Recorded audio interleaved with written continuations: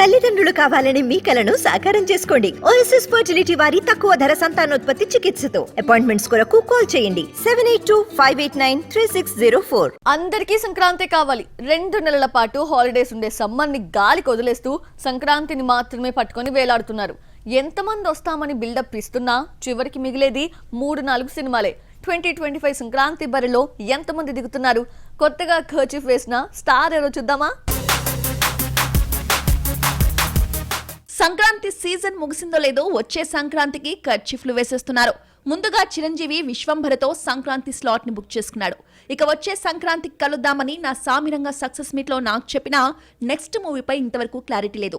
నా సామిరంగా మాదిరి 3 నెలల్లో సినిమాను పూర్తి చేసి నేను రెడీ అన్నా ఆశ్చర్యం లేదు.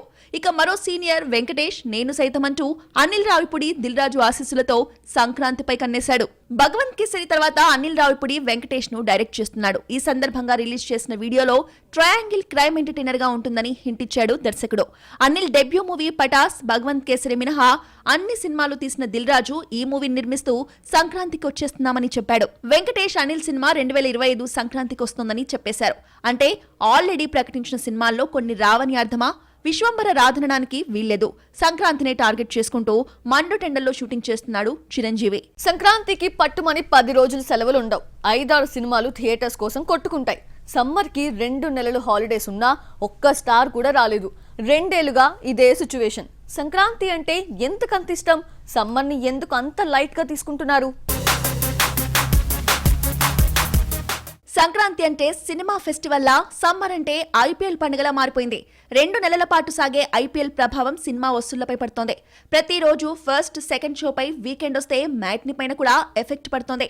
ఇదేది లేకుండా సినిమాలే చూడాలన్న లక్ష్యంతో సంక్రాంతి సీజన్ నడుస్తోంది. ఈగల్తో మిస్ అయిన ఈ సంక్రాంతిని 2025లో మిస్ కాకుండా జాగ్రత్త పడ్డారు.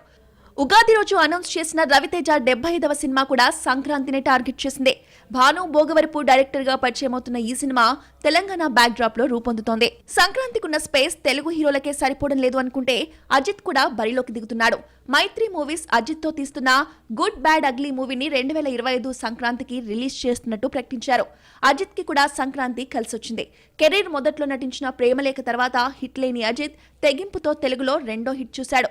ప్రస్తుతం వడా మయార్చి సినిమా చేస్తున్న అజిత్ జూన్ నుంచి గుడ్ బ్యాడ్ అగ్లీ సెట్స్ పైకి తీసుకెళ్తున్నాడు. చిరంజీవి, వెంకటేష్, నాగార్జున, రవితేజ, అజిత్ ఒకేసారి సంక్రాంతికి వస్తామన్నా థియేటర్స్ ఖాళీగా లేవు. ఎవరో ఒకరు తగ్గాల్సిందే, లేదంటే షూటింగ్ పూర్తి కాక వాయిదా పడాల్సిందే తప్ప మరో ఆప్షన్ ఉండదు. ప్రతి సంక్రాంతికి రిలీజ్ పంచాయతీ ఉన్నట్టే 2025 రచ్చ ఎవరొస్తే నాకేంటి అన్నట్టు ఉంది.